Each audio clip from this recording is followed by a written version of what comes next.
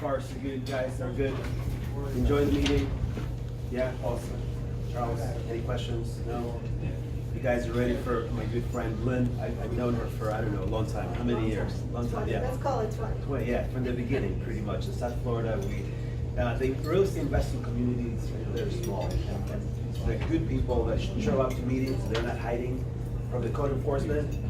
They show up to meetings. You do the right thing, so you'll stay around a long, long time. Lynn and I.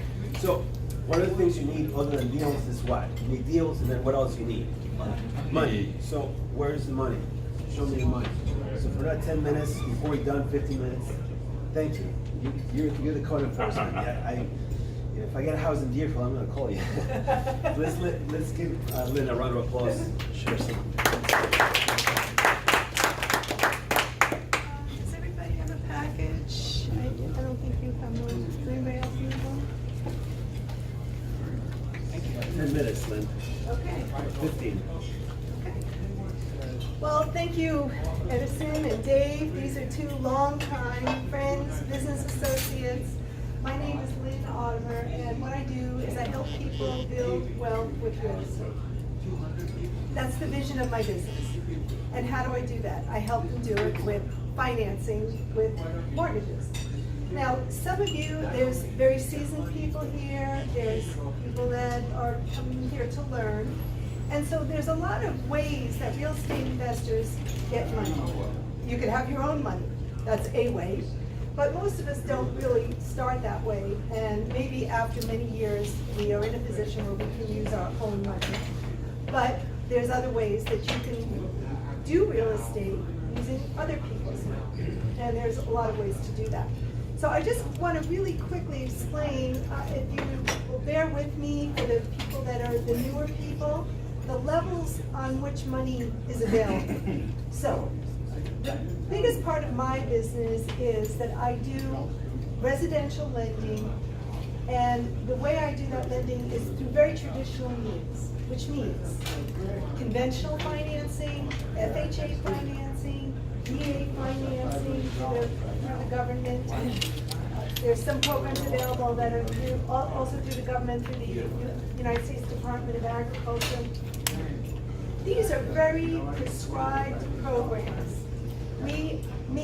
I spend my life when I do these programs trying to fit square pegs into round holes.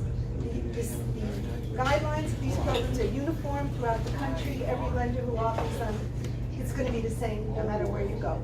But they are the programs that most people want because why? They have the best interest rates, best terms, and so if you can qualify for that, that's what people want. However, my experience is that most real estate investors don't fit in, are not this round peg to fit it right into the round hole.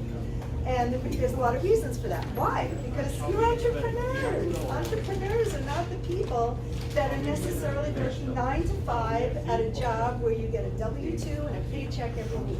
Now, if you are one of those kind of people and also invest in real estate, more power to you.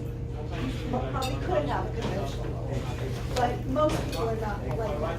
Now, to go back, let's go back 10 years. There's a lot of people in this room that are old enough to remember the Great Recession. Prior to that, and as I said, I've been in the business 20 plus years, so I've seen it up, down, I've seen it all over the place. Prior to the Great Recession, I used to do a lot of business with real estate investors. Why? Because we had a lot of financing programs to help investors. And I was able to promote it and help people. It was a great time. Then came the Great Recession, and the country almost fell apart. Those of you that do remember it. And so we went for many years since then, which is about 10 or 11 years now, where there really wasn't much for me to offer to investors. Even though I've always kept in touch with the investor community, I didn't really have a lot of opportunity to say, oh, I can help you with this, I can help you with that. But a lot of the lenders now, the company that I work for, in addition to doing those very standardized programs that I just briefly touched on, that there's a lot of other investors that we do business with, institutional investors that are coming back into the marketplace and saying, okay, I think we can take our our chance with investors again. And so that's what I'm excited to be here today to talk to you about that, because there is opportunity. And so that's what I want to go over with you today. So if you look at the package that I gave you, I have on the first page 5 programs that can be opportunities for people that are looking for to invest in real estate. Sure.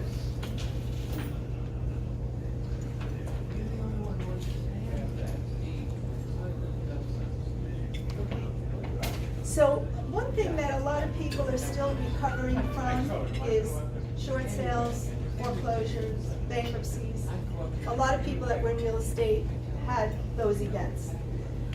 Or if you're talking with people that you're looking to sell property to or whatever, that even if they've had the first program, even if they've had a foreclosure, a short sale, a bankruptcy, or a deed in lieu, that's what those little initials mean, FC foreclosure, SS short sale, DIL is deed in lieu, or bankruptcy.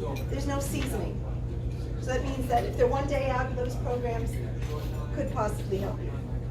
The next one is also a portfolio program where we can work with investors up to 15% down, which that's pretty good terms on investment property. Also, if you have a good cash flow, but can't necessarily document your income with your tax returns and a W-2 and a paycheck stub, but I can document income in bank statements, we can use that as well. The next one is investor cash flow. Now, if you have property that is cash flowing, which means you're not running a negative number every month and putting your own money in to keep it going, that I can also help you with a purchase or refinance of that property, just based on the cash flow of the property. Some of the programs are looking for 100% coverage, which means that at the end of the month, you've got exactly enough money to cover the property, or some of them may be looking for a little more, maybe 10% left over that at the end of the month. And then the next one is, if you know anybody who is a foreign national, like maybe you're going to partner up with somebody who's from another country, they have money, they want to get into the United States, and they want to buy real estate, and you're going to be the conduit to help them with that. That is also, we can do that with foreign nationals. So if you flip over the page, so this, I really wanted to give a little more detail to the investor cash flow program. Because in most cases, investor cash flow programs have been under commercial banks. Commercial banks, that's the way they look. They don't really look so much at, what are your credentials, Mr. or Mrs. Borrower. They're not looking to see how much money do you earn a month, how much, your earnings or your tax returns, your credit, whatever. But commercial loans are looking to see what's the property producing. Can the property cover itself? And so now this is going to come into the residential market where I can say, oh, I can do that also. So if you have properties that have good cash flow, you either want to buy them that way or you want to refinance them that way, I can help you with that. So you'll notice there, one of the bullet points is no personal income used to qualify. And you need a credit score, you can go as low as 660. So those terms are quite good. If you flip over the page, one thing I always... Can they be in a land trust? Some of the programs can, yes. And some of them can even be in a corporate name. Do I see that? That's what inspired me. Yeah. Thank you. If you flip over the next page, this is something I just always like to pass along because a lot of times the requirements that have to do with bankruptcy, foreclosure, short sales, deeds in lieu, if you want to get conventional or FHA financing, if you're working on property where you're renovating it and you're going to sell it to a retail borrower, because that is also, that's something else I can do to help you, that sometimes people say, well, I had a foreclosure, I had a bankruptcy, I had a repo of a car. So these are just giving you the timelines of that. So that's pretty self-explanatory. And then the last flyer is another source of money that we're working with is what I'm going to, they call it low dot. Years ago, we used to call it no ratio. So that means that when I'm qualifying as the refinance or the purchase borrower, that we're not really looking to see how does your personal income stack up against all the rest of your debts, okay? And so that's something that also can be very beneficial. It has a credit score as low as 640, and you can hold title in an LLC, minimal documentation, and a lot of these programs also, if you were a person who is investing in condominiums, I can also work with these condos if they're what's called non-warrantable. That's another whole topic, I'm not gonna go into that today. But investors have very specific guidelines when they want to invest money in a condominium. And so when you say non-warrantable, that means that there's things about the association, the condominium association, that could be problematic. But these lenders will look at those individual circumstances and decide for themselves, okay, this is a non-warrantable condo, we'll loan on this one. Maybe another one, they would look at it and say, well, and an example of a problem that probably nobody could get around would be like if the association is the defendant in a lawsuit for a slip and fall or something like that. So that would be tremendous liability on the association. But there's other kinds of things that happen to condominium associations that are not that big of a deal. Like, let's say they were a plaintiff in a lawsuit where they had a disagreement with a contractor fulfilling some work, and the contractor didn't fulfill the work properly. Well, then that's not really a big liability if they're the plaintiff. So they kind of look at all that stuff, and then they decide for themselves, okay, is this a condominium where we want to loan? So I would say that's in general. You know, if you have any friends, family members, neighbors, co-workers that have questions about financing, I would love to talk with them, help them. Usually when people need financing, it starts with questions. What can I afford? How much is the payment? How much money do I need? And so I can help them to answer those questions. So thank you for your time, and look forward to hearing from you. And stay in touch.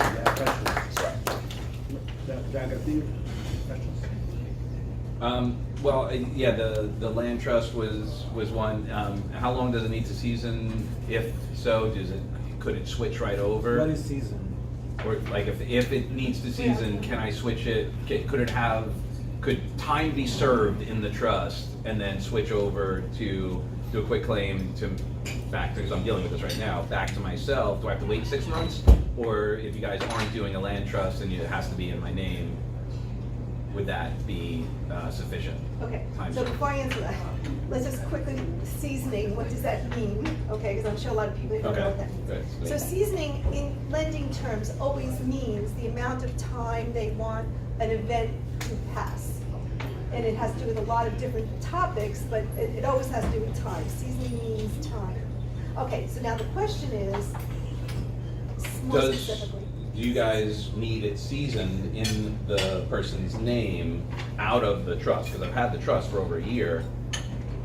One of the places I went to, they were like, well, you've got to season it in your name before we even look at it. That sounds like conventional financing to me. Yeah. Conventional always wants at least 6 months seasoning. Right. But these are not conventional programs. Right, that I'm so talking to you about. the answer is no.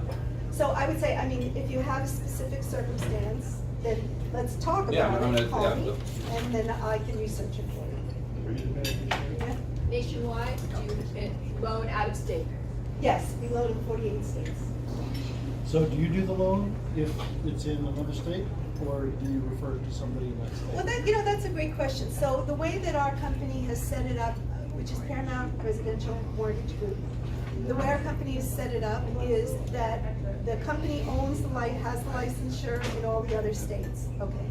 And because I work for the company, I'm the originator of the license, of the loan, I'm the one who follows it through. However, there are other people in the company that I would partner up with in that state and do the loan, but I'm We're the still person. direct in each state. But I'm still the person. And what are the points and fees? I guess they're on the schedule. How much do the loan, does the money cost? Well, the cost, this is how I'll say it, in general. I mean, a conventional FHA, VA, USDA, those loans, the costs are pretty standardized. From lender to lender, no matter where you go, within a very tight range, you're gonna see the costs. However, once you get into these kinds of programs, these portfolio programs, it varies, because I can set it up in a way where you pay all fees in terms of, the lender fees, and then of course title and appraisal and all of that. Or I can set it up in a way where I'm gonna get some of the, that some of the fees are gonna be paid by the lender to me, so it would lower your closing costs a little bit. But it can't really, in portfolio programs, I can't really say, it really varies very, very much. You also do conventional as well. Oh, yeah, yeah, Buyers. yeah, yeah. I actually used to. Any other questions? So you only have rehabbers or anybody? You help rehabbers or anybody? Oh, yeah, absolutely. I have more programs, but I know the time is limited today. Maybe I can come back another time and talk about renovation loans. I have loans that can go to investors where they'll loan you the money to do the rehab. And that's, again, another whole subject, and I think it would do better that if I could just share that by itself rather than mix it up with all of this. But just the point is that you have my contact information. If you have something, if you have a question now, call me. I'm glad to speak. All right, great, thank you, Lynn. Give a round of applause.